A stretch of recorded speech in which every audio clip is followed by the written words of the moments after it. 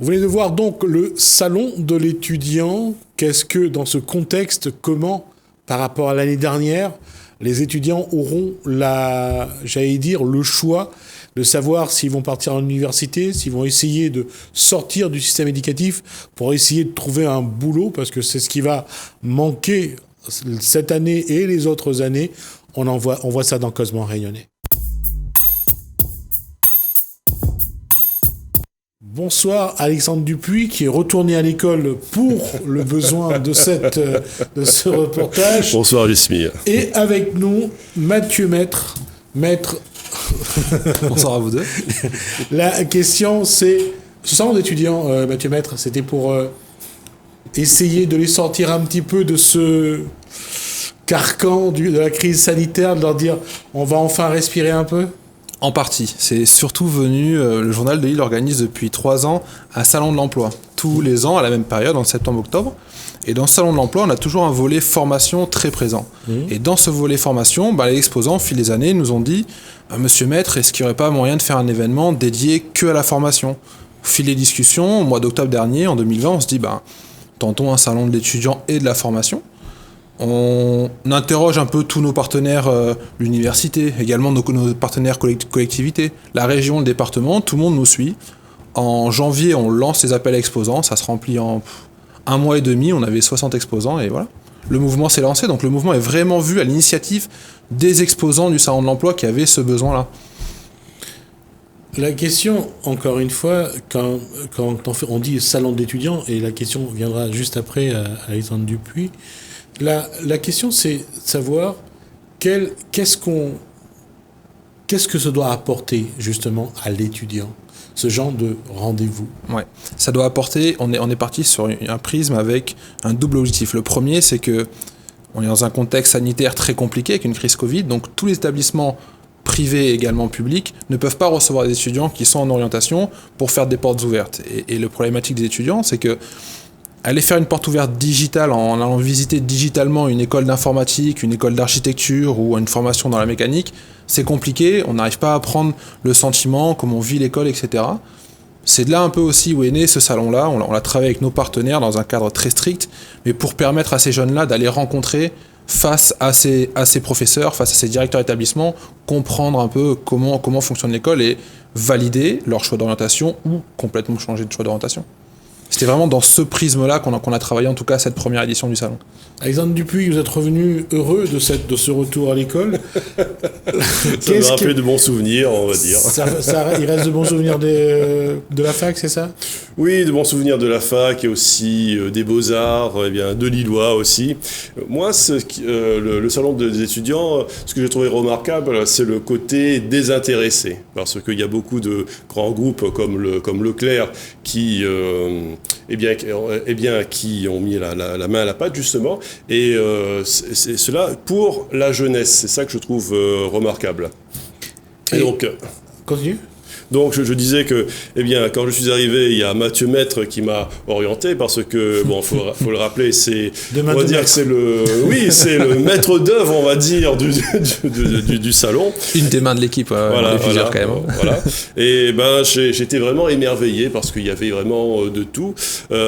J'ai essayé justement de me mettre dans la peau d'un étudiant qui sort du lycée et j'ai trouvé que justement le salon des étudiants, il y avait vraiment de tout. Il n'y avait pas que des propositions universitaires, mais il y avait aussi des propositions d'emploi par intérim, par exemple, ou sinon il y avait d'autres propositions plus, on va dire, plus spectaculaires, comme par exemple l'Epitech. Il y avait vraiment de tout. C'est l'étudiant qui n'a aucune idée en sortant du lycée, il était vraiment servi, on va dire.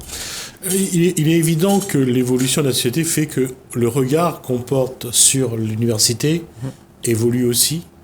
Et ce n'est plus cet endroit où on va avec cette envie de vivre un petit peu son adolescence, de profiter un petit peu du cadre. Et là, on pense tout de suite au travail parce que le marché du travail est de plus en plus contraint, de plus en plus restreint. Quand on fait un salon, les étudiants, qu'est-ce qu'ils en disent? Qu'est-ce qu'ils demandent? Qu'est-ce qu'ils attendent d'un salon? Ils attendent d'être rassurés. Énormément d'être rassurés. C'est-à-dire que il faut pas oublier que la plupart des visiteurs avaient entre 16, 17, voire 18 ans. Ils passent le bac. Ils sont super jeunes. Ils ont envie de tout faire. J'ai vu des jeunes qui voulaient être médecins, chirurgiens, avocats et faire une école de commerce. À un moment donné, il faut faire un choix. Donc ils avaient vraiment besoin d'être rassurés dans leur choix, de voir si ça colle à leurs valeurs. On le voit, et c'est quelque chose qui est changeant dans notre audience, nous, c'est que ces jeunes-là ont des vraies valeurs, ont des convictions écologiques, des convictions presque de protestantisme, enfin vraiment des très grosses convictions. Il faut que le choix de leur orientation colle à leurs valeurs. Et c'est vraiment ça qui a été mis en avant à ce moment-là, en tout cas pour moi, j'ai l'impression. Et Jean Dubuis, vous avez discuté un petit peu avec les étudiants?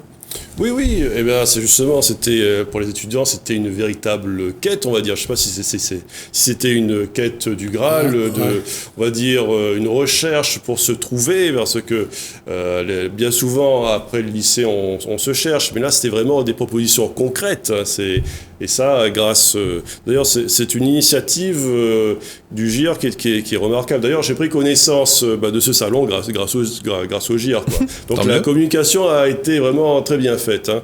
Et oui, les étudiants, comme on disait tout à l'heure, il y a de l'hésitation. Et le fait de voir concrètement soit des enseignants ou soit des chefs d'entreprise, là, on va dire que c'est une première prise avec le réel, on va dire. C'est quelque chose qui était vraiment très concret, quoi.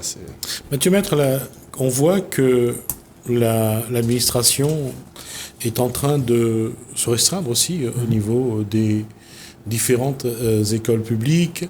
La communication n'est plus aussi efficace, en tout cas de plus en plus réduite. Ça veut dire que de ce genre de projet attire de plus en plus de monde parce qu'ils ont beaucoup de questions, ils ont de plus en plus besoin de réponses. Comment aujourd'hui le privé peut devenir un petit peu cette voie qui permet aux jeunes d'avancer? Le privé peut rentrer dans cet élément-là car c'est un outil fédérateur. Un journal tel que le nôtre, on a un média de masse, on s'adresse à beaucoup de gens. Et de fait, on a beaucoup d'interlocuteurs. On a des journalistes qui sont spécialisés dans l'éducation, dans la culture, dans le monde économique. Du coup, on a des contacts d'à peu près tous ces secteurs-là. Et en fait, notre média était juste un rôle de chef d'orchestre, c'est-à-dire qu'on les a tous contactés, venez avec nous dans cette opération-là. Donc on a vraiment, nous, un rôle de rassembleur, de fédérer en fait ces forces vives, ces acteurs-là autour de nous pour aller voir ces jeunes-là et leur dire voilà ce qui existe aujourd'hui à La Réunion sur le marché de l'éducation. Et pas que à La Réunion, il y a eu également 3-4 écoles d'outre-mer, de métropole qui étaient là pour présenter aussi leur offre de formation, pour leur dire vous pouvez aussi également dépasser l'océan et venir à Paris, à Bordeaux ou à Pau faire une école. Et justement, cette volonté aujourd'hui, parce qu'on savait qu'à un moment donné, il y a quand même ce que les jeunes veulent aussi, c'est tenter l'aventure européenne. L'Australie, le Canada, l'Europe, c'est quelque chose que on voit beaucoup, c'est-à-dire de partir parce qu'on a envie de découvrir, on a envie de vivre autre chose. L'Espagne aujourd'hui fait rêver, l'Angleterre pareil.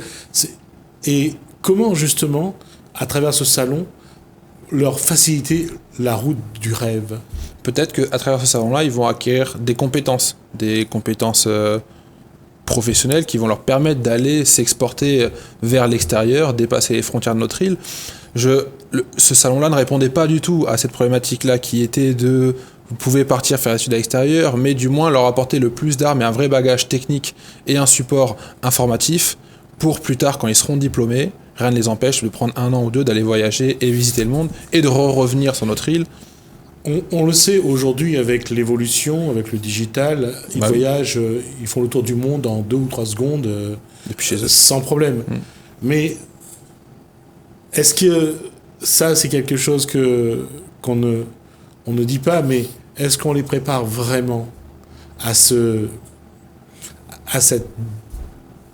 étape où passer d'une petite île de 850 000 habitants à des pays de 60 millions d'habitants, à des continents avec des vraiment grands, parce que souvent le rêve devient un cauchemar aussi. Et je ne sais pas si ça, on le voit dans... Est-ce qu'ils se préparent? Est-ce qu'aujourd'hui, il y a des dispositifs pour les préparer justement à ce grand saut?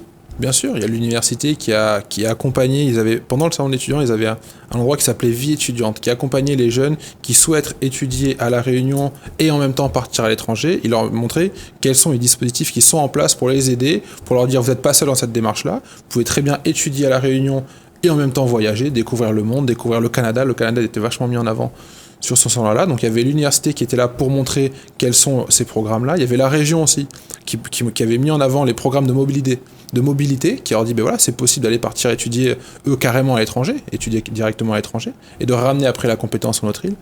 On avait ces deux acteurs-là principaux qui préparaient ces jeunes-là à aller voyager et à aller partir à l'aventure.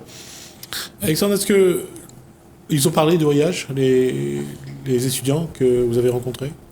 Pas tellement, parce que ça c'est à cause du contexte, c'est pas à cause du salon, c'est plus à cause de la crise du Covid qui bloque matériellement les gens sur place, parce que les vols sont interdits, donc c'est très problématique. Mais je pense que les gens essayaient de trouver quelque chose pouvant pallier à cette frustration, on va dire. Les gens étaient très, très dubitatifs. J'ai l'impression qu'ils essayaient de trouver d'abord, s'orienter d'abord vers la filière qu'ils aiment, avant de faire le grand saut, soit en métropole, soit aux États-Unis ou ailleurs. Mais je pense que ce salon, il a réussi à tout canaliser, que ce soit les interrogations, que ce soit les frustrations dues à cause de la crise du Covid. Je pense que ça a été quelque chose de très positif. Il y aura un salon l'année prochaine également? Évidemment. Il y aura un premier salon de l'emploi qu'on va valider sur la période de fin septembre, début octobre. Et dans ce salon de l'emploi, il y aura également un petit peu de formation. Et on est reparti sur les premiers week-ends visiblement de février 2022 pour un deuxième salon d'étudiants. D'accord. On aura toujours dans le journal de Lille ces cahiers sur les orientations, sur ce que présente, ce qui est possible ou pas à La Réunion. Encore plus. On reverra ça. Ah oui, bien sûr. On va le faire 2, 3, 4 fois dans l'année. Et également sur notre site web clickanou.re, où on a essayé de valoriser encore plus ce parcours-là en proposant la veille du salon, la semaine veille du salon. Pendant une semaine, on allait rendre visite à des étudiants, quelle est leur problématique, comprendre ce qu'ils font et leur montrer quelle offre de formation il y avait à côté. Donc. Voilà, c'est surtout la formation, parce que la formation, c'est quelque chose qui est souvent très attendu. C'est capital. Parce que on le voit aujourd'hui, pour les bac plus 3, bac plus 4, quand il n'y a pas de travail, c'est retour vers une formation pour essayer de trouver un emploi. Et ça n'est pas seulement à La Réunion, malheureusement, c'est au niveau national, on voit que, on va dire, le niveau intermédiaire, bac plus 3 à bac plus 5, pour trouver du travail, parfois, quelqu'un qui a bac plus 3 à bac plus 5 fait de nouveau un CAP fleuriste pour espérer donc avoir un travail, même au SMIC. Et ça, malheureusement... C'est une réalité. C'est une réalité, mais c'est pas encore, une fois de plus, c'est un constat, et je partage ce point de vue-là, mais il faut savoir que par rapport au salon d'étudiants, il y avait le patron de Leclerc, M. Chaokin, qui était là pour aller voir ces jeunes-là qui étaient dans ces formations bac plus 3, bac plus 4, bac plus 5, en leur disant « Venez chez nous, nous on recrute des gens qui ont cette compétence-là, qui ont ces diplômes-là dans les écoles de commerce, dans les écoles de vente, un peu dans tout. » Il y a encore des débouchés à La Réunion, il en existe, ces grands groupes recrutent des Réunionnais avec ces compétences-là. C'est un constat, mais il faut pas que se canaliser là-dedans. On sait qu'il y a encore matière, il y a du travail pour ces jeunes-là, peut-être un peu plus difficile qu'en métropole, mais il y en a. Ce qui veut dire qu'on pourra, par exemple, voir dans le GIR, justement, ces nouveaux métiers qui arrivent, parce qu'on crée de nouveaux secteurs d'activité, surtout dans l'écologie, dans l'énergie, et les formations, parfois mettent du temps avant de se mettre en place, mais ça veut dire que le journal de Lille va mettre en avant aussi ces filières qui recrutent, parce que c'est les filières d'avenir. Les journaux, ils essayent de les mettre en avant différemment via des cahiers thématiques. Comme vous l'avez dit, on a 2-3 journaux de rendez-vous dans l'année où on va mettre en avant vraiment la formation. Ce journal thématique est collé vraiment au profil de Parcoursup, c'est-à-dire que quand les étudiants font leurs vœux. Mais on a également des journaux, par exemple, il y a la semaine de l'écologie qui va tomber fin septembre. On va montrer quels sont les nouveaux métiers et comment la Réunion prend le pas du changement climatique avec ces nouveaux métiers, avec ces entreprises vertes qui fleurissent. Donc oui, on essaye de le valoriser le plus possible à notre manière, comme un journal quotidien. On essaye de le faire. On peut faire mieux, mais on essaye de le faire. Donc, ça veut dire que vous allez retourner à l'école Mais avec un grand plaisir, Jasmine. Et on vous y invite, quand même. C'est pas de ne pas venir qui m'embête, mais c'est de trouver le temps. Je comprends. En tout cas, merci. Merci de votre invitation. Donc, pour cet échange. Merci Alexandre Dupuis pour son reportage. On va saluer Jacques Tillet, donc le patron du Journal de Lille, pour l'amitié que je lui porte également, et puis à toute cette rédaction, enfin pour ceux de ma génération qui restent, et je salue également les autres. Merci à vous, merci à vous de nous avoir suivis, merci Alain, merci François, très bon week-end.